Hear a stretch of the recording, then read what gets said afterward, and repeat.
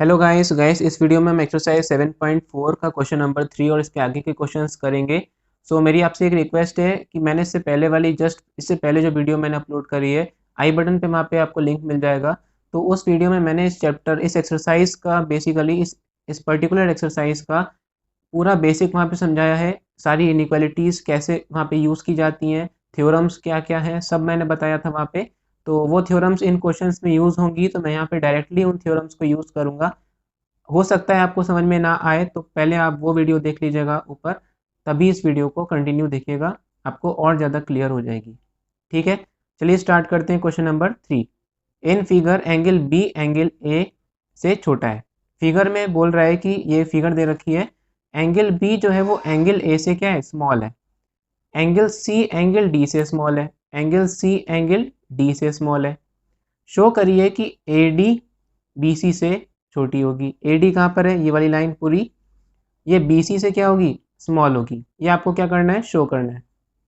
सबसे पहली चीज़, क्या क्या गिवन है आपको, एंगल बी एंगल ए से स्मॉल है, एंगल सी एंगल डी से स्मॉल है।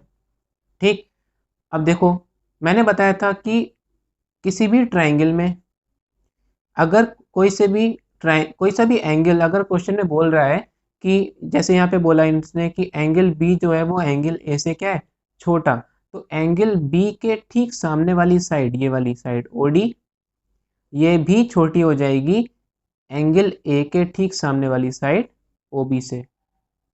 इतनी बात समझ में आई? ऐसे समझो कि ये जो ट्राइंगल दे रखा है यहाँ पे इस तरीके से, जैसे मैं आपको एक ट्राइंगल बना के दिखाता हूँ अलग से। ठीक है, ये वाला एंगल मान लो एक्स है और ये वाला एंगल मान लो वाई है। ठीक है, अगर मैं आपसे ये कहता हूँ कि x की जो वैल्यू है वो y से क्या है, बड़ी, साफ साफ दिख रही है, x का जो एंगल है वो y से क्या है, बड़ा है। तो सीधी बात हो जाएगी कि ये मान लो ट्राइंगल ए बी सी है, x y से क्या है, बड़ा, तो x के ठीक सामने वाली साइड कौन सी, ए सी, और y के ठीक सामने वाली साइड बी ए बी, तो ए सी भी ए बी से क्या हो जाएगी, बड़ी हो जाएगी। ये हम थ्योरम से डायरेक्टली बोल सकते हैं। इतनी बात समझ में आ गई? किसी भी ट्राइंगल में कोई से भी दो एंगल्स में से अगर बोल रहा है कि एक एंगल दूसरे एंगल से बड़ा है, तो उसके सामने वाली साइड भी उस दूसरे एंगल के सामने वाली साइड से क्या हो जाएगी, ग्रेटर हो जाएगी। सेम चीज़ यहाँ पे यूज़ होगी। तो हेयर बी जो है वो ए से क्या है, स्मॉल है। ठीक है, बी ए से स्मॉल है, तो बी ए से स्मॉल होगी, तो बी के जस्ट सामने वाली साइड कौन सी, ओ ए, ओ ए, वो भी एंगल ए के सामने वाली साइड कौन सी, ओ बी, तो ओ ए भी ओ बी से छोटी हो जाएगी। ठीक है, और रीज़न क्या आ जाएगा, बाय थ्योरम। ये हमने थ्योरम से यहाँ पे लिखा है। क्लियर है इतनी बात?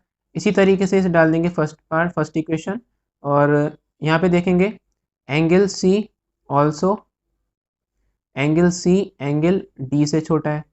एंगल सी एंगल डी से छोटा है, तो एंगल सी के ठीक सामने वाली साइड कौन सी, ओ डी, छोटी होगी। एंगल डी के ठीक सामने वाली साइड कौन सी, ओ सी से। बात समझ में आ गई? ये आ गई आपकी इक्वेशन नंबर 2। ठीक है, अब मैं क्या देख रहा हूँ यहाँ पे, मुझे प्रूफ क्या करना है, ए डी ए बी सी से छोटी होगी। ए डी कहाँ पर है, ये वाली साइड ए डी, ये पूरी, ये वाली साइड बी सी से छोटी होगी। और मुझे दिख रहा है कि ए डी जो है ना, ए डी ये दो पार्ट से बनी है, एक तो ओ ए और ओ डी। इतनी बात समझ में आ गई? इसी तरीके से बी सी मुझे दिख रही है, ये वाली साइड ओ बी और ओ सी से मिलकर बनी है ना। तो अगर मैं इन फर्स्ट और सेकंड इक्वेशन को ऐड कर देता हूँ, तो क्या मिलेगा मेरे को, ओ ए प्लस ओ डी, ओ ए प्लस ओ डी जो मिलके क्या बन जाएगी, ए डी लाइन बन जाएगी। और इसी तरीके से जब आर एच एस ऐड होंगे, तो इसकी राइट हैंड साइड और इसकी राइट हैंड साइड जब ऐड होगी, ओ बी और ओ सी, तो ओ बी और ओ सी मिलके क्या बन जाएंगे, बी सी बन जाएंगे, जो मुझे वहाँ पे चाहिए क्वेश्चन में, जो मुझे प्रूफ करना है। तो मैं यहाँ पे क्या करूँगा, एडिंग एडिंग इक्वेशन 1 एंड 2, जरा ऐड करो। तो इसका लेफ्ट हैंड पार्ट जो होगा OA और इसका लेफ्ट हैंड पार्ट जो होगा OD वो ऐड हो जाएंगे। बीच में क्या है, बीच में ध्यान रखना बच्चों, इनइक्वालिटी जो का जो साइन आएगा बीच में वो सेम होना चाहिए दोनों इक्वेशन में, तो ये लेस देन का साइन ही चलेगा। OB और OC का भी सम हो जाएगा। OA एंड OD फिगर में देख के बताएंगे, OA और OD का सम क्या है, AD छोटी होगी। OB और OC का सम क्या है, ये पूरी लाइन BC, और यही तो हमें प्रूफ करना था। हमारा जो क्वेश्चन है वो सॉल्व हो गया, प्रूव्ड। कितना सिंपल सा क्वेश्चन था। बस इसके लिए आपको जो थ्योरम्स मैंने पढ़ाई थी इससे पहले वो आपको पता होनी चाहिए, ठीक है, और इनको अप्लाई कैसे करना है वो पता होना चाहिए। इसको नोट करना है तो नोट कर लीजिएगा या फिर स्क्रीनशॉट ले लीजिएगा। चलिए बढ़ते हैं नेक्स्ट क्वेश्चन की तरफ। क्वेश्चन नंबर 4 कह रहा है AB and CD are respectively the smallest and the longest side of a quadrilateral ABCD। एक क्वाड्रिलेटरल है, एक 4 साइड वाली फिगर है, इसे हम क्वाड्रिलेटरल बोलते हैं, जिसमें AB और CD are respectively the smallest and the longest side. मतलब AB जो है वो सबसे स्मॉलेस्ट साइड है इस पूरे क्वाड्रिलेटरल की चारों साइड में, सबसे छोटी साइड कौन सी है, AB, और CD जो है वो सबसे लॉन्गेस्ट साइड है, दिख भी रही होगी आपको। AB सबसे छोटी है और CD सबसे बड़ी। शो करना है कि एंगल A एंगल C से बड़ा होगा, एंगल A एंगल C से बड़ा होगा, और B D से बड़ा होगा, B D से बड़ा होगा। तो कैसे शो करेंगे, सबसे पहले आपने देखा A और C हमने जो पढ़ा है अभी तक, सबसे पहले हम लिख देते हैं, चलो गिवन क्या क्या गिवन है वो लिख देते हैं। AB जो है वो is the smallest side and CD is the longest side, ठीक है। अब करेंगे कैसे, हमने जो चीज़ पढ़ी है, हमने जो थ्योरम्स पढ़ी हैं वो हमने पढ़ी है ट्राइंगल्स में, ना कि क्वाड्रिलेटरल में, है ना। जैसे यहाँ पे ये बोल रहा है कि CD सबसे बड़ी साइड है, तो हम ये नहीं बोल सकते कि CD सबसे बड़ी होगी तो इसके सामने वाला एंगल सबसे बड़ा हो जाएगा, क्योंकि इसके सामने दो एंगल्स आ रहे हैं, एक एंगल A और एक एंगल B, ठीक है। तो हम यहाँ पे वो चीज़ नहीं यूज़ कर सकते। वो चीज़ जो हमने पढ़ी है कि कोई भी ट्राइंगल में एक साइड अगर सबसे बड़ी होती है तो उसके ठीक सामने वाला एंगल भी सबसे बड़ा होगा। ऐसे समझो, जैसे जैसे कोई भी ट्राइंगल दे रखा है इस तरीके से, और मैं ये कह रहा हूँ कि इसका नाम दे देते हैं, चलो पहले ABC, और मैं ये कह रहा हूँ कि BC जो है वो सबसे बड़ी साइड है।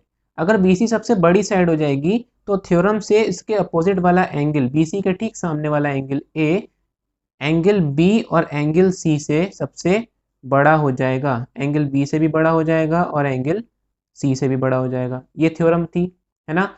लेकिन यहाँ पे देखो, जो सबसे लॉन्गेस्ट साइड है उसके सामने केवल एक ही एंगल आ रहा है, ना कि दो एंगल्स आ रहे हैं, है ना। और अगर हम यहाँ देखें तो यहाँ पे तो ये पूरा इस जो सबसे लॉन्गेस्ट साइड है इसके सामने दो एंगल्स आ रहे हैं, तो सबसे पहले हमें ट्राइंगल्स बनाना पड़ेंगे।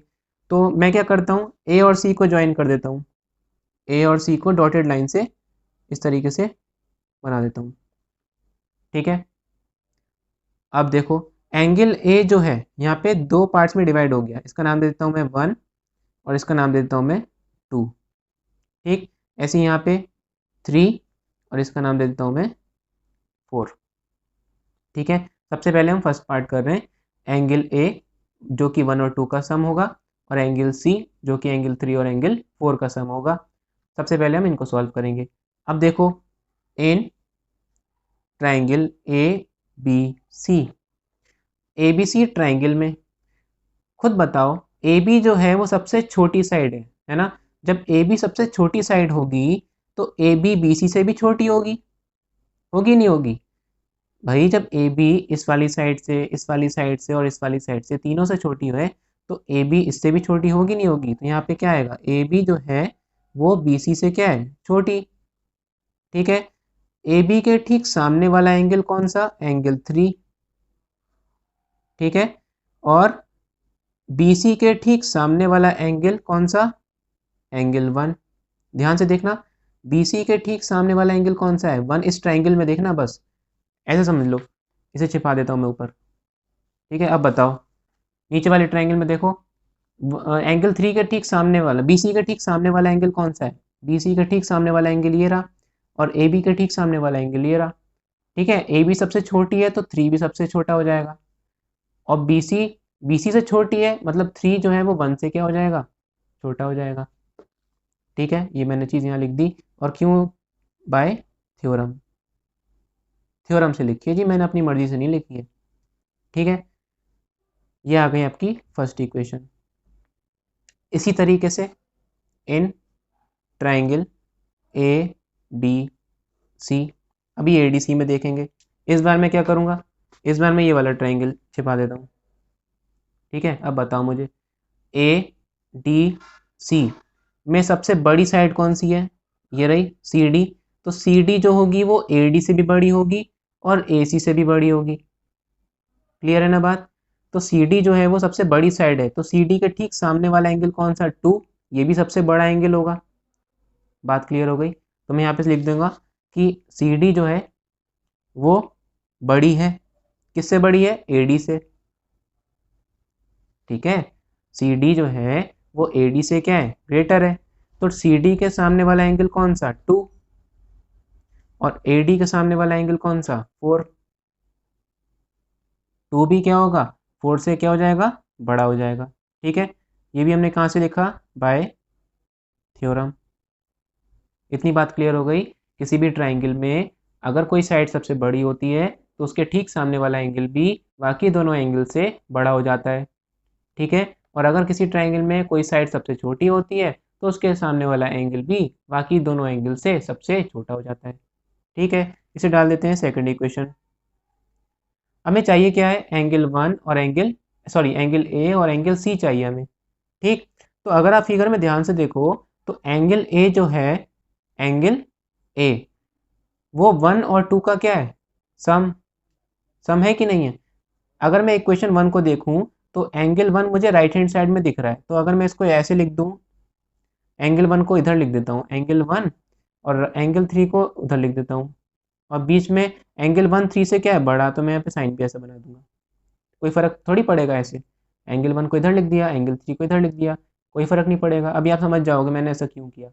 अभी देखो फिगर में देखो, मुझे एंगल ए देखना है ना, तो एंगल ए को अगर मैं देख रहा हूँ तो यहाँ पे एंगल ए जो है वो एंगल 1 और एंगल 2 दोनों ही एंगल्स का क्या है, सम। और एंगल 1 मुझे यहाँ पे भी दिख रहा है और एंगल 2 मुझे यहाँ पे भी दिख रहा है। ठीक है, इसी तरीके से एंगल सी भी चाहिए, तो एंगल सी जो है वो एंगल 3 और 4 का सम है। 3 मुझे यहाँ दिख रहा है, 4 मुझे यहाँ पे दिख रहा है। तो एक तरीके से अगर मैं एंगल 1 और एंगल 2 को ऐड कर दूं, सॉरी इक्वेशन 1 और इक्वेशन 2 को ऐड कर दूं, तो मुझे 1 + 2 मिल जाएगा लेफ्ट हैंड साइड में और 3 + 4 मिल जाएगा राइट हैंड साइड में। चलो लिख देते हैं यहाँ पे, एडिंग इक्वेशन 1 एंड इक्वेशन 2। जरा ऐड करो, angle 1 + angle 2 left hand side दोनों की ऐड हो जाएगी और राइट हैंड साइड भी दोनों की ऐड हो जाएगी, एंगल 3 और एंगल 4, और बीच में साइन सेम होना चाहिए। अभी यहाँ पे जो था साइन जो था वो डिफरेंट था, इसलिए मैंने इसको उल्टा करके लिख दिया। ठीक है, तो साइन अब सेम हो गया, तो मैं यहाँ पे ग्रेटर देन का साइन बना दूंगा। अब मुझे फिगर में देख के बताओ 1 और 2 का सम क्या है। 1 और 2 का सम मैं क्या लिख सकता हूँ, एंगल ए। 1 और 2 का सम क्या होता है, एंगल ए। और इसी तरीके से 3 और 4 का सम क्या है, एंगल सी, और बीच में क्या है, ग्रेटर देन का साइन। यही हमें प्रूफ करना था फर्स्ट पार्ट में। देखो यही तो हमसे पूछा था, to show that angle A is greater than angle C. तो यही हमारा क्या हो जाएगा, आंसर हो जाएगा, या फिर हम बोल सकते हैं प्रूव्ड। क्लियर हो गई बात। अभी देखो सेकंड पार्ट में क्या कह रहा है कि बी और डी, बी डी से बड़ा होगा। अभी इसी क्वेश्चन को मैं दोबारा तो नहीं कराऊंगा, तो ये आपके लिए होमवर्क है। ठीक है, आपको क्या करना है, जैसे मैंने यहाँ पे ए और सी को ज्वाइन किया था, तो इसी तरीके से आपको क्या करना है, ए बी सी डी। अब इसी तरीके को इस वाले पार्ट को प्रूफ करने के लिए आप क्या करोगे, बी और डी को ज्वाइन कर दोगे। ठीक है, और फिर मुझे बी चाहिए तो मैं यहाँ पे 1 लिख दूंगा और यहाँ पे 2 लिख दूंगा, यहाँ पे 3 और यहाँ पे 4। बात समझ में आ गई। सेम क्वेश्चन बिल्कुल वैसी का वैसी हो जाएगा, बस इस बार जो है वो एंगल 1 2 यहाँ पर आ जाएंगे, 3 और 4 यहाँ पे आ जाएंगे। ए बी सबसे छोटी साइड हो जाएगी, तो 4 जो होगा वो सबसे छोटा एंगल हो जाएगा, मतलब 4 1 से क्या हो जाएगा, छोटा हो जाएगा। इतनी बात समझ में आ गई। ठीक है, इसे डाल देंगे फर्स्ट इक्वेशन। और इस वाले ट्राइंगल में अगर हम देखें डी सी बी में, तो डी सी सबसे लॉन्गेस्ट साइड है, तो 2 सबसे बड़ा हो जाएगा एंगल, 2 सबसे बड़ा हो जाएगा, 2 3 से बड़ा हो जाएगा।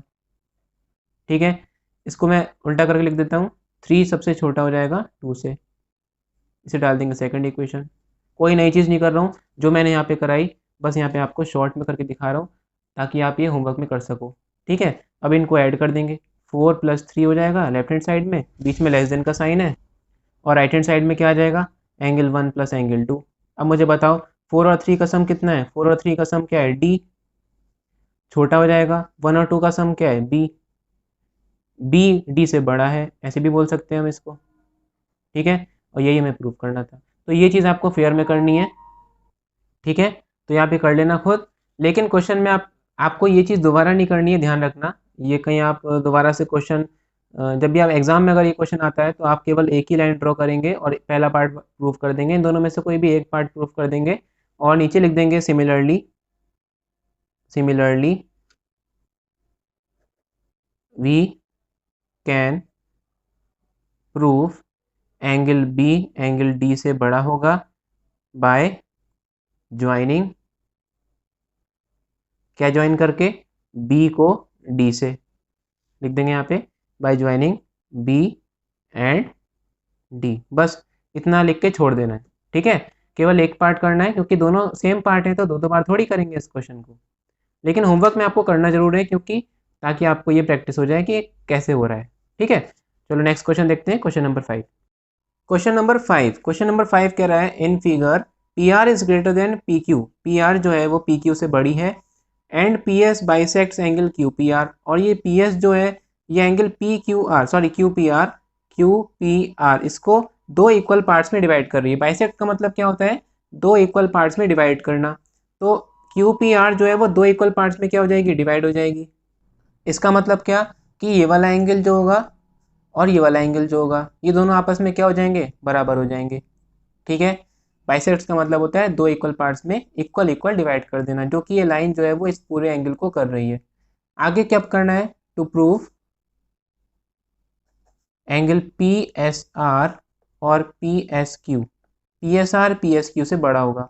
पी एस आर कहाँ पर है, पी एस आर मतलब कि ये वाला एंगल, और पी एस क्यू कहाँ पर है, पी एस क्यू मतलब कि ये वाला एंगल। ठीक, इसको मैं नाम दे देता हूँ एंगल 1 एंगल 2, इसको नाम देता हूँ 3 4, और इसको नाम देता हूँ मैं 5, और इसको इसको नाम देता हूँ मैं 6। तो हम यहाँ पे क्या देख रहे हैं कि पी एस आर जो है वो पी एस क्यू से बड़ी हमें प्रूफ करनी है, पी एस आर। तो एक तरीके से हम ये भी कह सकते हैं कि एंगल 1 हमें एंगल 2 से क्या करना है, ग्रेटर प्रूफ करना है।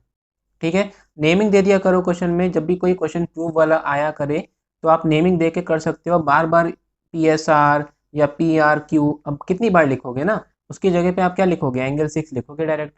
ऐसे ही पी एस आर की जगह पे एंगल 1 लिख दोगे, है ना, तो इससे क्वेश्चन जो होता है वो बहुत ईजी बन जाता है, टीचर के लिए भी समझने में और आपके लिए भी समझने में। अब देखो कैसे प्रूफ करेंगे, सबसे पहले गिवन क्या क्या है मैं वो लिख लेंगे। गिवन है कि एंगल 3 जो है वो एंगल 4 के क्या है, इक्वल, जिसे हम डाल देंगे इक्वेशन नंबर 1। ठीक है, साफ साफ बोला है कि ये जो लाइन है वो पूरे एंगल को दो इक्वल पार्ट्स में डिवाइड कर रही है, मतलब 3 जो है वो 4 के क्या होगा, इक्वल होगा। क्लियर। उसके बाद क्या कह रहा है, पी आर पी क्यू से बड़ी है, पी आर पी क्यू से बड़ी है। अब मुझे चलो इसको ऐसे समझो, ये मैंने एक ट्रायंगल बना लिया पी क्यू आर, ये वाला ट्रायंगल है ये। क्वेश्चन में कह रहा है कि पी आर पी क्यू से बड़ी है, पी आर पी क्यू से बड़ी है, मान लो ये 20 है और ये कितनी है, 10। ठीक, तो पी आर जब पी क्यू से बड़ी होगी तो हमारी थ्योरम क्या कहती है, थ्योरम जरा याद करो कि अगर किसी ट्रायंगल में सबसे बड़ी साइड या फिर जो बड़ी साइड होती है उसके ठीक सामने वाला एंगल कौन सा है, जो मैंने यहाँ पे क्या लिखा था, 5 लिया था, एंगल 5, और ये वाला एंगल लिया था मैंने एंगल 6। तो बड़ी वाली साइड के सामने वाला एंगल 5, छोटी वाली साइड के सामने वाला एंगल 6, तो ये 5 जो होगा ये भी क्या होगा, 6 से बड़ा होगा। इतनी बात समझ में आ गई, एंगल 5 एंगल 6 से क्या हो जाएगा, बड़ा हो जाएगा, बड़ी वाली साइड के सामने वाला एंगल, और वो बड़ा हो जाएगा छोटी वाली साइड के सामने वाले एंगल से। ठीक, तो हम यहाँ पे लिख सकते हैं ये चीज़ डायरेक्टली, क्या लिखेंगे, here P R P Q से बड़ी है, इसीलिए हम क्या बोल सकते हैं, कि पी आर के जस्ट सामने वाली जो एंगल है एंगल 5 वो भी बड़ी होगी पी क्यू के जस्ट सामने वाले एंगल से। बच्चों ये ध्यान रखना कि ये जो लाइन बनी है ना बीच में पी एस, ऐसे समझो अगर मैं यहाँ पे एक लाइन ड्रॉ कर देता हूँ, ये पी एस मैंने ड्रॉ कर दी, तो इसको नाम दे दूंगा मैं 2, इसको नाम दे दूंगा मैं 1। अगर आप ये सोच रहे हो कि ये बड़ी साइड है तो एंगल 1 भी तो बड़ा हो जाएगा, और ये छोटी साइड है तो एंगल 2 जो होगा वो छोटा हो जाएगा, और 1 2 से बड़ा हो जाएगा, और ये हमारा क्वेश्चन जो है वो सॉल्व हो गया। ऐसे नहीं करना है, ये डायरेक्ट मेथड आपको नहीं करना है। क्यों? क्योंकि जो मैंने थ्योरम बताई थी वो हमेशा एक ही ट्राइंगल में लगती हैं, और यहाँ पे दो अलग अलग ट्राइंगल्स हो जाएंगे ना। फिर ये वाली जो साइड है वो इस वाले ट्राइंगल की हो जाएगी, और ये वाली जो साइड है वो इस वाले ट्राइंगल की हो जाएगी। वहाँ पे वो थ्योरम जो है वो नहीं लगेगी। थ्योरम हमेशा एक ही ट्राइंगल में लगती है, पी आर और पी क्यू, ये पी क्यू आर ट्राइंगल की साइड्स होंगी, तभी ये थ्योरम अप्लाई होगी, वरना ये थ्योरम अप्लाई नहीं होगी। ठीक, अभी इसको डाल देते हैं इक्वेशन नंबर 2। इतनी बात क्लियर हो गई? अभी देखो एक चीज़ जो मैं समझाने जा रहा हूँ, जो इस क्वेश्चन में भी यूज़ होगी आगे, तो हो सकता है काफ़ी बच्चों को पता हो सकता है नहीं पता हो। मैंने लाइन्स एंड एंगल्स वाले चैप्टर में, लाइन्स एंड एंगल्स वाले जो चैप्टर में मैंने आपको एक एक्सरसाइज करवाई थी जिसमें थ्योरम्स यूज़ हुई थी, theorem number 1 and theorem number 2। ठीक है, थ्योरम नंबर 1 कहती थी कि वो उसका नाम था इंटीरियर एंगल सम प्रॉपर्टी। एक तो ये थ्योरम थी, और दूसरी थ्योरम थी एक्सटीरियर एंगल सम प्रॉपर्टी। ये दो थ्योरम मैंने आपको पढ़ाई थी वहाँ पे। इंटीरियर एंगल सम प्रॉपर्टी में क्या होता है कि किसी भी ट्राइंगल में, कोई सा भी ट्राइंगल, तीनों एंगल्स का सम वहाँ पे क्या होता था, 180 डिग्री होता था। यूज़ भी करी थी हमने बहुत बार। और एक्सटीरियर एंगल सम प्रॉपर्टी में क्या होता था, जो थ्योरम यहाँ पे यूज़ होगी वो ये थ्योरम है। ठीक है, तो इसमें क्या होता था, जैसे कोई सा भी ट्राइंगल मैंने ले लिया ए बी सी, और इसके मैंने एंगल्स नाम दे दिए 1 2 एंड 3। ठीक है, तो एक्सटीरियर एंगल सम प्रॉपर्टी में क्या होता था, किसी भी ट्राइंगल में, किसी भी ट्राइंगल की कोई सी भी एक साइड अगर मैं आगे बढ़ा देता हूँ, कोई सी भी एक साइड, आप ये वाली भी ले सकते हो, ये वाली भी ले सकते हो, इसे आगे बढ़ा दो या इसे आगे बढ़ा दो। ठीक है, तो ये जो एंगल बना बाहर वाला एंगल, ये वाला एंगल, ठीक, ये जो एंगल बना ना, इसे हम क्या बोलते हैं, एक्सटीरियर एंगल बोलते हैं, एक्सटीरियर एंगल।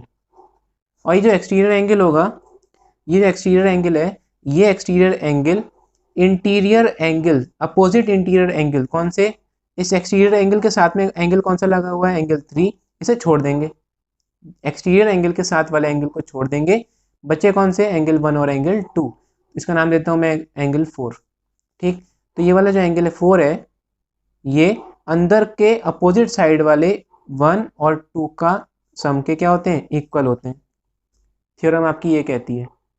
इसी तरीके से अगर मैं ये वाली साइड आगे बढ़ा दूं और ये वाला एंगल ले लूं, इसे नाम दे देता हूं मैं एंगल 5, तो एंगल 5 जो होगा, एंगल 5 के साथ वाले एंगल को आप छोड़ दोगे, और बचे हुए दो एंगल्स अंदर के, एंगल 1 और एंगल 3, ये इन दोनों के सम के क्या होगा, इक्वल होगा। बात क्लियर हो गई? इसे हम बोलते हैं एक्सटीरियर एंगल सम प्रॉपर्टी। अभी इसी थ्योरम का इस्तेमाल अगर हम यहाँ पे करेंगे तो आपको क्या दिख रहा है, देखो अगर आप ध्यान से देख रहे होगे तो आपको साफ साफ पता चल गया होगा कि मैं क्या बताना चाह रहा हूँ। देखो यहाँ पे ये जो ट्राइंगल है ना, ये वाला ट्राइंगल,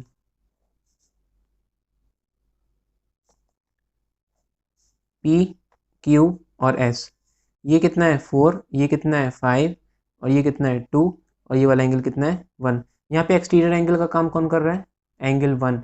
तो एंगल 1 जो होगा वो बराबर होगा किसके, अंदर वाले को छोड़ देंगे और बाकी जो बचे अपोजिट वाले इनको ऐड कर देंगे, एंगल 4 और एंगल 5 के सम के क्या होगा, इक्वल होगा। ठीक है, इसी तरीके से अगर मैं इसके बचे हुए दूसरे एंगल की बात, दूसरे ट्राइंगल की बात करूं, तो मैं ऐसे देखूं अगर इसको,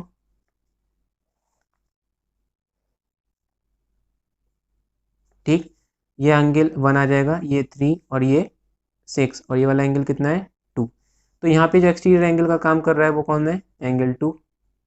इसके साथ वाले को छोड़ देंगे, ये एंगल 2 जो है वो बराबर होगा, इसको छोड़ देंगे और बचे हुए दोनों को क्या कर देंगे, ऐड कर देंगे, एंगल 3 और एंगल 6। ठीक है, तो यहाँ पे ये चीज़ ऐसे प्रॉपर्टी जो है वो यूज़ हो रही है। तो हमें दिख गया साफ साफ, हमें जो प्रूफ करना है वो एंगल 1 जो है वो 2 से बड़ा प्रूफ करना है। तो एंगल 1 जो है वो किसके इक्वल है, 4 और 5 के सम के, और एंगल 2 जो है वो किसके इक्वल है, 3 और 6 के सम के। तो ध्यान रखना, अब इस चीज़ को बनाएंगे। अब यहाँ देखो, एंगल 5 और एंगल 6 तो मुझे दिख गए, एंगल 5 और एंगल 6 जो है वो मुझे दिख गए यहाँ पे। अभी इस 5 के साथ मुझे क्या लाना है, 4, और इस 6 के साथ मुझे क्या लाना है, 3। तो अगर मैं यहाँ पे देखूँ, एडिंग एंगल 3 बोथ साइड्स, अगर इस इक्वेशन में एंगल 3 ऐड कर दूं, दोनों साइड ऐड कर दूं, तो क्या होगा, एंगल 5 में भी एंगल 3 जोड़ देंगे और एंगल 6 में भी एंगल 3 जोड़ देंगे, और बीच में क्या है, ग्रेटर देन का साइन। अभी आप लोग सोच रहे होगे, यार हमें तो 5 के साथ 4 चाहिए था और यहाँ तो 3 आ गया। देखो 6 के साथ तो 3 आ ही गया, 6 के साथ 3 तो आ गया, इसकी जगह तो हम एंगल 2 लिख सकते हैं, लेकिन 5 के साथ तो 3 है, 5 के साथ तो मुझे 4 चाहिए। अरे भाई यहाँ देखो ना, एंगल 3 जो है वो एंगल 4 के इक्वल है, तो हम यहाँ पे 3 की जगह क्या लिख सकते हैं, 3 जो है वो 4 के इक्वल है, तो इस 4 को नहीं लिख सकते क्या यहाँ पे, एंगल 5 प्लस एंगल 4 ग्रेटर हो जाएगा एंगल 6 प्लस एंगल 3 के, और रीज़न आ जाएगा फ्रॉम इक्वेशन फर्स्ट। ठीक है, इक्वेशन फर्स्ट से आपने क्या करा, 3 की जगह पर 4 लिख दिया। इतनी बात क्लियर हो गई। अब ये प्रॉपर्टी थी क्या, इस प्रॉपर्टी का नाम क्या था, एक्सटीरियर एंगल सम प्रॉपर्टी। तो यहाँ पे लिखेंगे हेयर एंगल 1 जो है, एंगल कौन सा, 1, देखते जाना, एंगल 1 4 और 5 के सम के क्या होगा, इक्वल होगा, एंगल 1 4 और 5 के सम के इक्वल होगा। एंड और एंगल 2 जो है, एंगल 2 जो है ये वाला 2, ये 3 और 6 के सम के इक्वल होगा, 3 और 6 के सम के इक्वल होगा। कैसे इक्वल होगा, और प्रॉपर्टी क्या आएगी, bye exterior angle sum property लिख सकते हैं हम इसको। अब इन वैल्यूज को हम पुट कर देंगे इक्वेशन नंबर 3, इस वाली इक्वेशन में, पुटिंग इन इक्वेशन 3, इस इक्वेशन में पुट करेंगे तो क्या होगा, 5 और 4 का सम किसके इक्वल है, 1 के, और 6 और 3 का सम किसके इक्वल है, 2 के, और बीच में क्या साइन आ रहा है, ग्रेटर का, और यही हमें प्रूफ करना था। एंगल 1 जो है वो 2 से क्या है, बड़ा, और एंगल 1 का नाम दे देंगे क्योंकि क्वेश्चन में नाम बोला है उसने, तो एंगल 1 जो है वो किसके इक्वल है, पी एस आर के, और एंगल 2 किसके इक्वल है, पी एस क्यू के। तो यहाँ लिख देंगे और P S R P S Q से बड़ा होगा, प्रूफ। बहुत इजी क्वेश्चन तो नहीं था, अब इजी तो मैं नहीं जानता आपके लिए क्या है, लेकिन मैंने बहुत अच्छी तरीके से समझाया है, आपको समझ में भी आ गया होगा। अगर ये प्रॉपर्टी आपने देखी होगी लाइन्स एंड एंगल्स वाले चैप्टर में, मैंने वहाँ बताया है, तो इसे नोट करना चाहे नोट कर लीजिएगा, और समझ में आ गया हो, अभी भी कोई डाउट है तो नीचे कमेंट सेक्शन बिल्कुल वहाँ पे जाइए, कमेंट करिए, मुझसे क्वेश्चन पूछिए, और नहीं तो मेरे फेसबुक पेज पे जाइए, वहाँ पे मैं डाउट्स क्लियर करता हूँ बच्चों के, वहाँ पे आप मुझसे अपना डाउट क्लियर कर सकते हैं। नेक्स्ट क्वेश्चन है question number 6, show that all the line segments drawn from a given point not on it the perpendicular line segment is the shortest. इसकी फिगर नहीं दे रखी है, फिगर हमें ड्रॉन करनी है। आपको कह रहा है कि क्वेश्चन में कि आपको शो करना है कि all the line segments drawn from a given point, ये कोई पॉइंट है, इस पॉइंट से जाने वाली सारी की सारी लाइंस, ठीक है, अब कहाँ जाएंगी, मैंने यहाँ पे एक लाइन ड्रॉ कर ली, ठीक। अब इस पॉइंट से खूब सारी लाइन आएंगी यहाँ पे, देखो मान लो एक लाइन जो है वो इस तरीके से आ रही है, एक लाइन इस तरीके से आ रही है, ऐसे ही एक लाइन जो है आपकी वो इस तरीके से आ रही है, ठीक है, ऐसे खूब सारी लाइंस निकल रही हैं इस पॉइंट में से, और इसका नाम दे दिया मैंने ए। आपसे क्या कह रहा है कि द परपेंडिकुलर लाइन सेगमेंट, ये जो 90 डिग्री बना रही है ये वाली जो लाइन है, A B C D and E, ये जो ए बी लाइन है ये सबसे छोटी लाइन होगी, मतलब ए पॉइंट से निकलने वाली जितनी भी लाइंस हैं उसमें से वो लाइन जो कि 90 डिग्री का एंगल बना रही है वो सबसे छोटी लाइन होगी। ये आपको प्रूफ करना है। ठीक है, बहुत सिंपल क्वेश्चन है। अब देखो, इन ट्रायंगल ए बी सी, अगर मैं ट्रायंगल ए बी सी में बात करूं तो इसे नाम दे देते हैं 1, इसे नाम दे देंगे 2 और इसे नाम दे देंगे 3। ऐसे बहुत सारी लाइन निकलेंगी तो मैं सब तो नहीं बनाऊंगा, मैंने केवल 3 यहाँ पे 3 एंगल्स ले लिए, 3 लाइनें ले ली। ठीक है, तो ट्रायंगल ए बी सी में अगर मैं देखूं तो मेरे को क्या दिख रहा है कि एंगल एंगल कौन सा, बी, बी बड़ा है एंगल 1 से। जाहिर सी बात है किसी भी ट्रायंगल में, आप भी जानते हो अच्छी तरीके से कि किसी भी राइट एंगल ट्रायंगल में, फर्स्ट क्वेश्चन में मैंने बताया था ये चीज़ कि किसी भी राइट एंगल ट्रायंगल में जो बचे हुए दो एंगल्स होते हैं, ये वाले दोनों एंगल्स, ये कैसे होते हैं, ये एक्यूट एंगल्स होते हैं। ठीक है, एक्यूट एंगल्स कौन से होते हैं, जो 0 से लेकर 90 के बीच में लाई करते हैं। तो ये 90 से तो बड़े नहीं हो सकते ना, इतनी बात समझ में आ गई। तो यहाँ पे एंगल 1 जो है वो 90 से बड़ा तो नहीं हो सकता, 90 से छोटा ही होगा, मतलब वो बी से क्या होगा, छोटा। और जब बी से छोटा हो जाएगा तो बी के सामने वाली साइड कौन सी, ए सी, और 1 के सामने वाली साइड कौन सी, ए बी। तो ए सी ए बी से भी क्या हो जाएगी, बड़ी हो जाएगी, मतलब ए सी ये वाली साइड ए बी से बड़ी हो जाएगी। हमें प्रूफ क्या करना है कि इन सारी लाइनों में से सबसे छोटी साइड कौन सी है, ए बी। ठीक है, बाकी सब जो है वो बड़ी हैं, सबसे छोटी साइड कौन सी है, ए बी। ये हमें प्रूफ करना है, दिख तो रहा ही है लेकिन हमें प्रूफ करना है। तो कैसे करेंगे, ये बात समझ में आ गई, ए सी जो है वो ए बी से क्या है, बड़ी, फर्स्ट पार्ट। सेकंड, इसी तरीके से हम बोल सकते हैं इन ट्रायंगल कौन सा, A B D. A B D में भी एंगल बी बड़ा होगा एंगल 2 से। भाई ये भी तो एक राइट एंगल ट्रायंगल बन रहा है, तो 2 भी तो एक्यूट एंगल होगा, 90 से बड़ा तो नहीं हो सकता, तो जाहिर सी बात है बी से छोटा ही होगा। बी से छोटा होगा तो बी के अपोजिट वाली साइड कौन सी, ए बी डी में देखना, ए बी डी इस वाले ट्रायंगल में देखना, बी के सामने वाली साइड कौन सी है, ए डी, बड़ी हो जाएगी 2 के सामने वाली साइड से, मतलब ए बी से, मतलब ए बी जो है वो यहाँ पे भी छोटी आ गई, सेकंड पार्ट। ठीक है, इसी तरीके से इन ट्रायंगल कौन सा, ए बी ई, इस बार हम ये बड़ा वाला ट्रायंगल ले लेंगे। यहाँ पे भी वही चीज़ है, एंगल बी बड़ा होगा एंगल 3 से, क्योंकि 3 भी यहाँ पे एक्यूट एंगल का काम करेगा। तो 3 के सामने वाली साइड कौन सी है, A D, sorry A B, और बी के सामने वाली साइड कौन सी है, ए ई। तो यहाँ पे भी ए ई जो है वो ए बी से क्या हो जाएगी, बड़ी हो जाएगी। बात समझ में आ गई। तीनों ही केस में हमने क्या देखा कि ए बी जो साइड है ना, ऐसे आप प्रूफ कर सकते हो। सिमिलरली आप क्या बोल सकते हो कि जितनी भी लाइंस निकलेंगी ए से, ए बी जो होगी वो सबसे छोटी होगी, है ना। तो फ्रॉम, डायरेक्ट लिखेंगे from equation 1, 2 and 3 we can say that A B is the shortest side. ठीक है, यहाँ पे क्या बोल रहा था, क्वेश्चन में बोल रहा था जो परपेंडिकुलर लाइन सेगमेंट होगी वो सबसे छोटी होगी। ए बी जो है वो परपेंडिकुलर लाइन सेगमेंट ही तो है, क्योंकि क्या बना रही है, 90 डिग्री बना रही है यहाँ पे। तो हमने ये प्रूव कर दिया कि ए बी जो है वो सबसे छोटी साइड होगी। वीडियो पॉज करके इसे नोट करना चाहे नोट कर लीजिएगा। और चलिए मिलते हैं इसकी नेक्स्ट वीडियो में। चैप्टर आपका कंप्लीट हो चुका है, तो पूरा कंप्लीट चैप्टर आप कर लीजिएगा, अपना वीडियो देख लीजिएगा सारी, और चैप्टर को अच्छी तरीके से मैंने एक्सप्लेन किया है एक एक क्वेश्चंस को। अगर वीडियो समझ में आती है तो प्लीज़ एक लाइक ज़रूर कर दीजिएगा।